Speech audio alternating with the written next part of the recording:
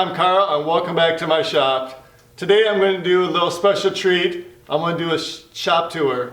Now it's been 3 years, I know it's hard to believe, but it's been 3 years since I've done a shop tour. And recently on Instagram, one of my followers, 5 to 9 Design, just happened to mention that, hey, maybe I could do a shop tour. It got me thinking, you know, it's been quite a while since I've done a shop tour. A lot of things have changed in my shop. Some things have stayed the same. Let's see what's stayed the same and let's see what's changed in the past 3 years in my shop. So I hope you enjoy this one. I know I always enjoy watching other people's shop tours. I hope you enjoy this too. Right here on my left hand side is my Ryobi 10-inch planer. Now this is a thickness planer. It's one of the first woodworking tools that I ever purchased many years ago. It's a blue Ryobi. They don't make these anymore. They don't make a planer anymore, which I'm not really sure why. And whenever you see the blue Ryobis, you know they're an old tool. Okay, here's a little closer look at my Ryobi planer. To use it's really simple. Just turn the handle, cranks up the head up and down, on off switch, send the lumber through it. It has power rollers. It works really great. I'm happy with it. I'm sure someday I'll do an update, but I'm really happy with this right now. Okay, this is my 10-inch Craftsman Table Saw. My dad purchased it when he retired and started doing some woodworking. It's been a great saw. It's got cast iron top, so it works really great, very stable. It only has 1 horsepower motor, which is kind of undersized nowadays, but most times I'm cutting material that's 3/4 of an inch or thinner. I do go up to 1.5 inches, but that's about as thick as I go. And 1.5 inches, I just go really, just kind of slow through there, and it does work out pretty good. I would like to update it someday to a little bit bigger table saw, one that has more power obviously. But for right now, this works great. It's a great beginning saw. It's a contractor saw, as you can tell. Nice thing about these Craftsman saws, they're actually built quite, in my opinion, quite good and heavy duty. They don't make them anymore, I don't believe.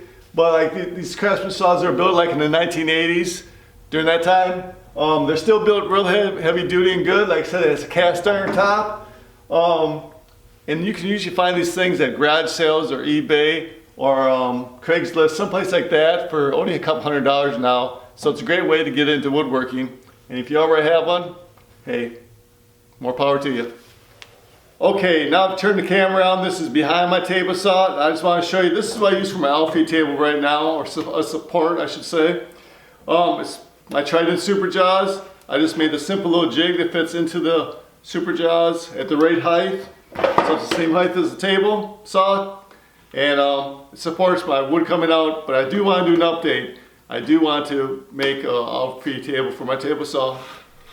Okay, continuing to work counterclockwise around my shop. This is my Craftsman 16-inch scroll saw. This is another tool that I'm sure was probably made in the 1980s. I purchased this at a garage sale for $20 and a few years ago. I don't use this a lot, but for $20 it's definitely worth having in the shop. And I do like having it in my tool collection. And it's very handy when I use it, and I need to use it more and learn how to use it better actually. And right next to my scroll saw is my clamp rack. I made this, I don't know, 3 or 4 years ago. I like using this as a black pipe. I use black pipes to make a clamp rack.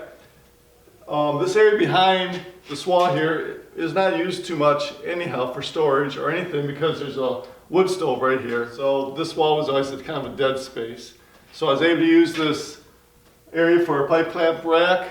It works pretty nice. I'm very happy with it. I got room to buy more clamps because you never have enough clamps, and I definitely want to buy more in the future. Then by my clamp rack, like I mentioned, is my wood stove. It's a great way to burn up scraps. I don't produce enough scraps in this shop to heat this all winter long, so I have to cut firewood too, obviously.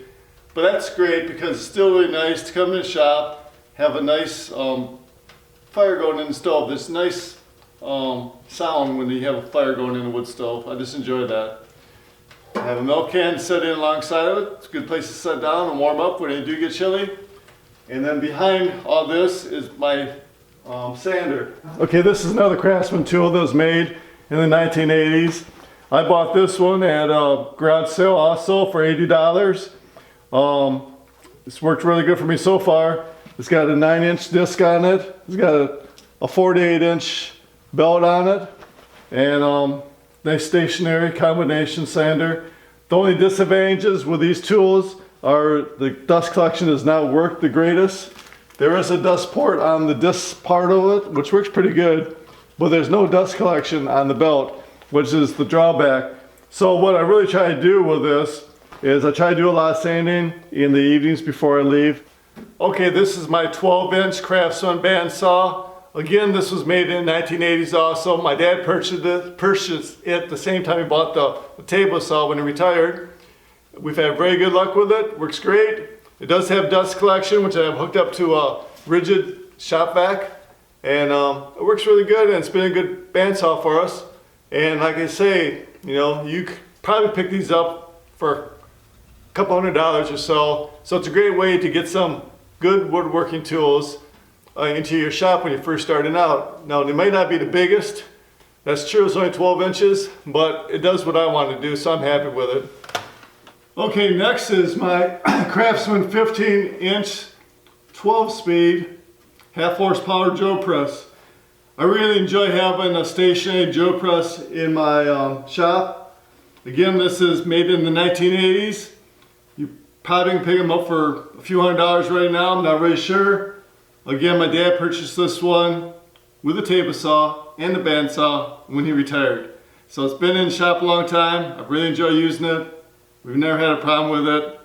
It's cast iron top again, which is a great thing about these Craftsman tools. They're made in the 1980s. They have a lot of cast iron. Sometimes it's aluminum, so check it out, but a lot of times it's cast iron. And they're built very well. I wish they still made them, but you know, they don't. And it's a great place to hang out my jacket on the wall here too. Okay, so we continue to move around the shop. This is my lathe right here. This is a ATM Lathe. This company's out of business now. ATM stands for American Machine Tool. Now, when this came, it was kind of like a very basic lathe that I got, very basic package. It's just the lathe metal part itself. There was no motor on it, there was no stand. I put a half horsepower motor on it. I built this stand right here, which is a slotted stand, so a lot of the chips can fall on the ground. And I sweep them up afterwards. So I like that slotted design because you can lay your tools down, but you can just take your gouges and so forth and just lay them right down. But all the chips fall on the floor, or vast majority of the chips fall on the floor. And then over back here is just a nice, between the slots is a great place to put all my chisels and gouges. And okay, so my lathe is right there. In the center of the shop is this assembly table, workbench.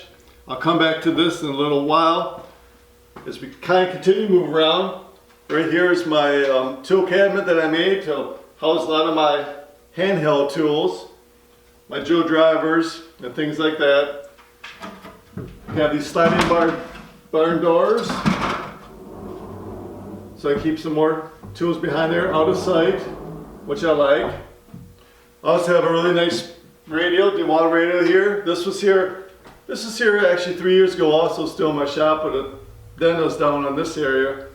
3 years ago, this workbench right here was really clean. Well, it's not so clean today because I got some more tools on it, and that's good.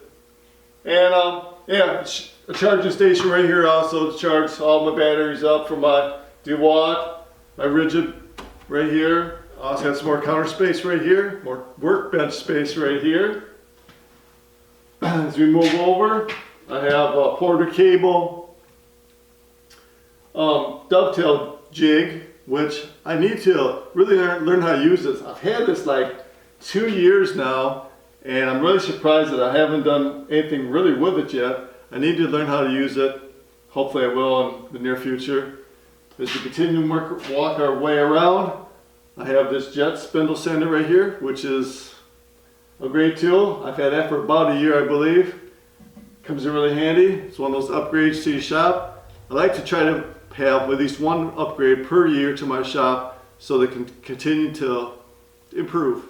You know, continuous improvement. It can be big, it can be small, but I try to buy one major tool each year is my goal.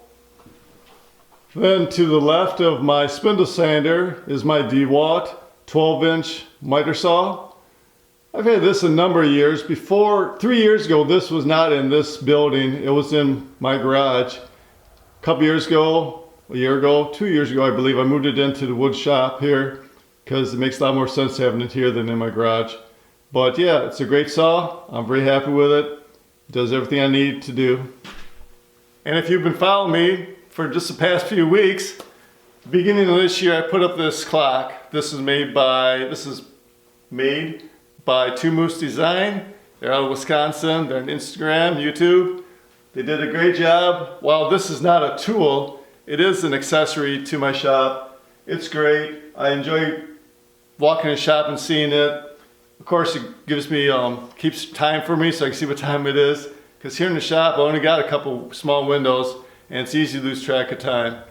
So, I really like that clock. Fantastic. Can't say enough of good things about it. And I really like when I do my time-lapse videos. I like to watch the hands go around on the clock. It's pretty neat. Then last but definitely not least is the center of my workshop is this woodworking bench / assembly table. When I made this, you know, I started out just I planned on making a 4 foot by 8 foot work table. But once I started building, I extended it to 6 foot by 8 foot. And I'm happy that I did. It takes up a lot of real estate. That's very true. But it's a center work area of my workshop. And I'm so glad I built this. It's fantastic. It has dog holes in it, so I can use it as a workbench. But I can also use it as an assembly table. And then I put plastic and so forth on it to cover it. And I paint on this, as far as hand painting with brushes and so forth. You know, this is really great. I'm glad I made this. I made this year. So it's a new addition to my shop. Well, I hope you enjoyed this 2021 shop tour. And until next time, have a great day.